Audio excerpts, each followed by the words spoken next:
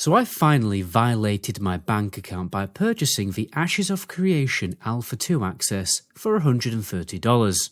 I've been playing it all weekend and I thought I would share some thoughts and insights on the game from the perspective of a World of Warcraft player.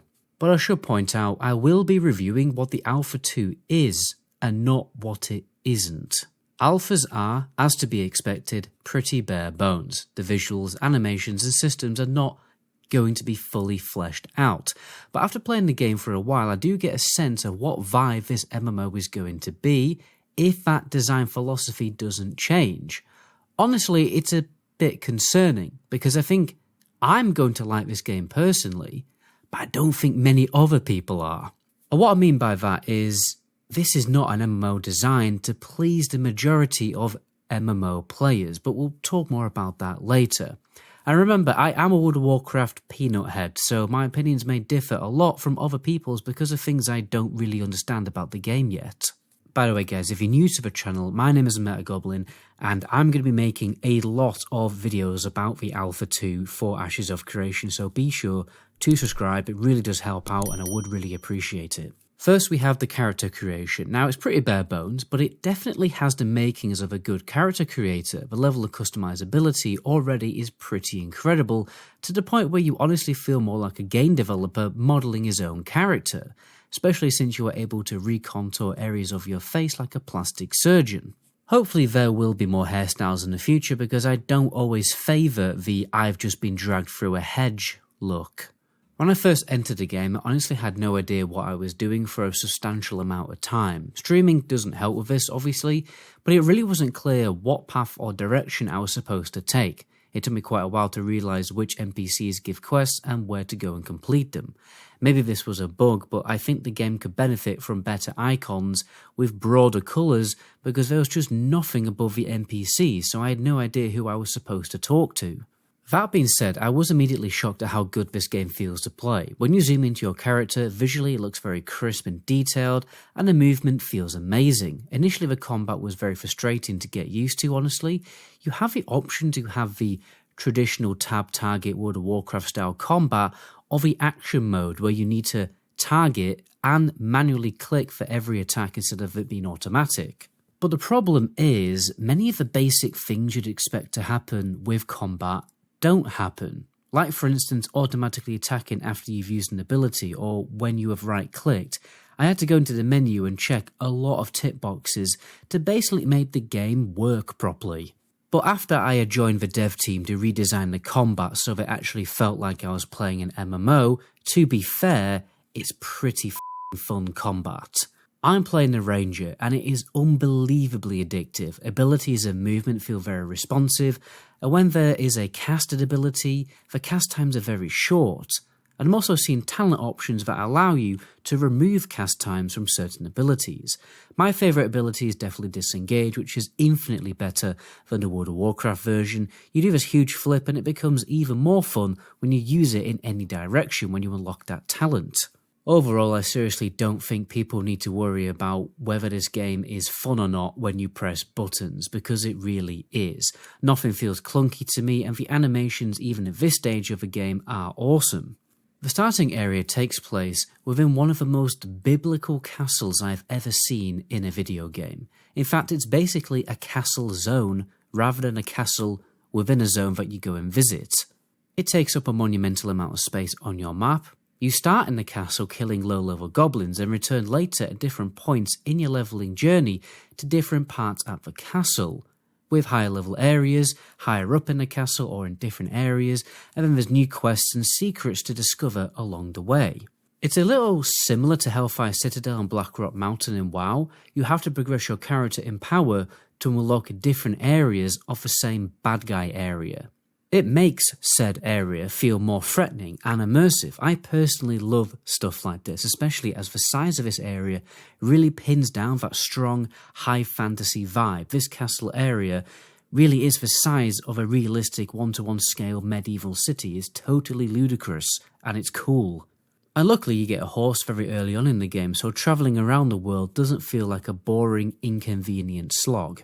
However, the leveling pace itself is very slow compared to most MMOs, and this is where I'm kind of concerned because I don't think the slow pace of the leveling, if it stays like this in the game, will be the cup of tea for many players, and it might put a lot of people off.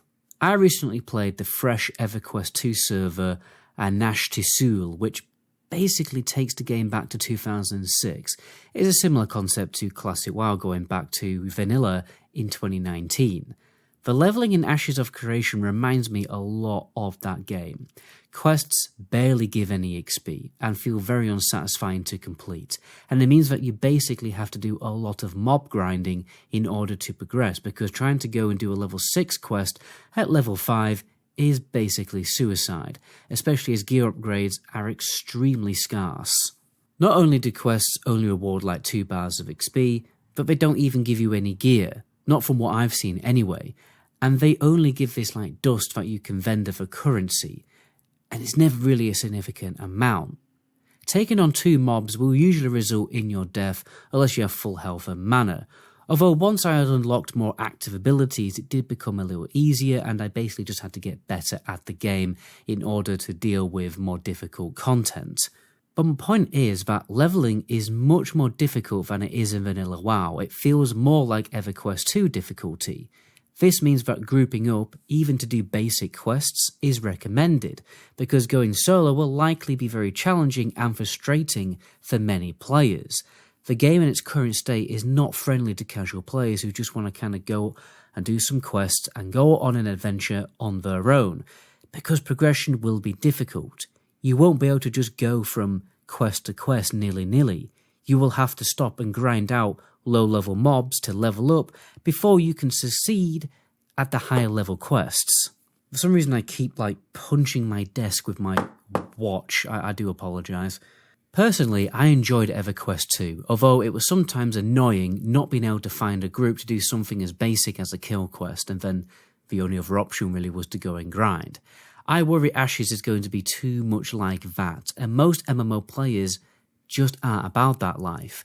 Vanilla WoW had the perfect balance in my humble opinion. There were quests a little easier that people could solo, and then there were harder elite quests that people would make groups for.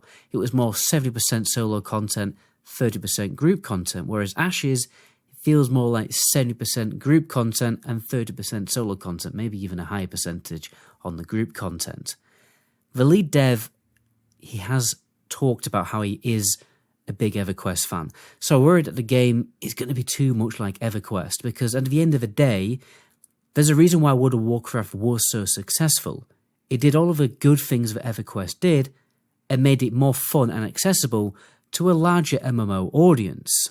Making your MMO as niche as a 1999 MMO, in my humble opinion, probably isn't the best approach if you want a lot of people to play your MMO. And as much as I want to say, it doesn't matter if Ashes is niche, and it should try and excel at being unique and more of an old school MMO, and it should just focus on being good at what it actually is and what it wants to be. MMOs do unfortunately need big audiences and big paying customers in order to succeed, because a steady and consistent chain of content patch updates is essential if you want players to stay around and fund the game. And this is particularly important when you consider how the MMO audience has changed a lot since 1999. But maybe the leveling is currently the way it is because they want players to test more content. Slower paced leveling means that more content will be tested. But when the game is finally released, it won't be this slow paced. I hope it is anyway, because right now, on average, it does take 100 hours of playtime to get to level 25. But the devs have said that they are aiming for the leveling process to take on average 9 to 10 days. So yeah, some MMO players do prefer slower paced leveling, but most don't. Personally, I think finding a happy, balanced medium is the way to go. Who knows how this will pan out in the future, because yes, the gameplay is very fun in this game, and grinding mobs isn't boring because of how good the combat is. But the questing and leveling itself isn't exactly something game-breaking and exciting. It's pretty characteristic of old-school MMOs. Go kill X amount of mobs.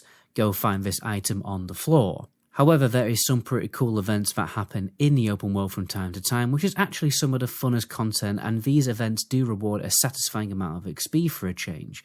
They usually have different stages, starting from a basic objective and ending with a mini world boss to kill. I just think MMO leveling has changed a lot since 1999. Games like Guild Wars 2 and Elder Scrolls Online have a lot of great ideas. I know a lot of people prefer old school MMO leveling. I do in fact myself. But why not have the best of both worlds?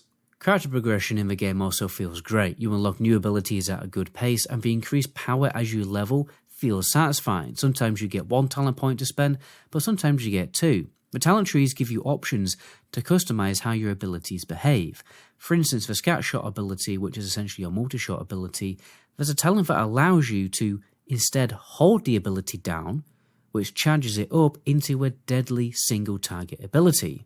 So now Scattershot can be used to cleave enemies and also for single target damage if you hold it down. I like stuff like this, it is very inventive. Furthermore, you have other talent trees that enhance your weapon and also your stamina based abilities like sprint and dodge. I actually forgot to say that you can sprint and dodge in this game, and it feels very fun and fluid, and it makes a combat feel more like a good action game rather than a slow, static, old school MMO.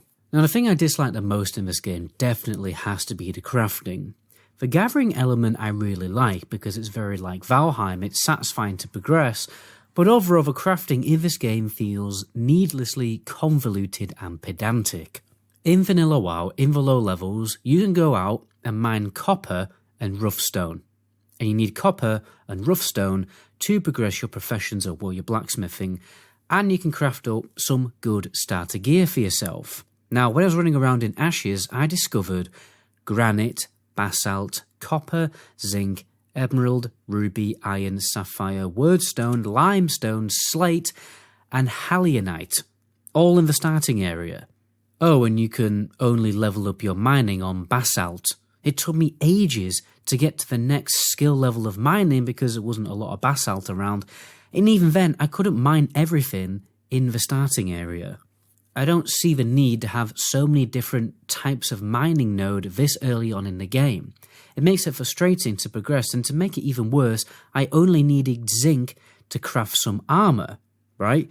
Which is also rare to find, but because I got lucky and mined some higher quality zinc of uncommon quality, it meant that I couldn't refine that zinc into zinc fragments to then use to craft some gear. To me, the crafting just seems pointlessly complicated. Yes, I will eventually, with more time spent on this system, get my head around it, but I don't see why it has to be this way. Why can't I just go out and mine some stuff and then go to a forge and craft some armor for myself?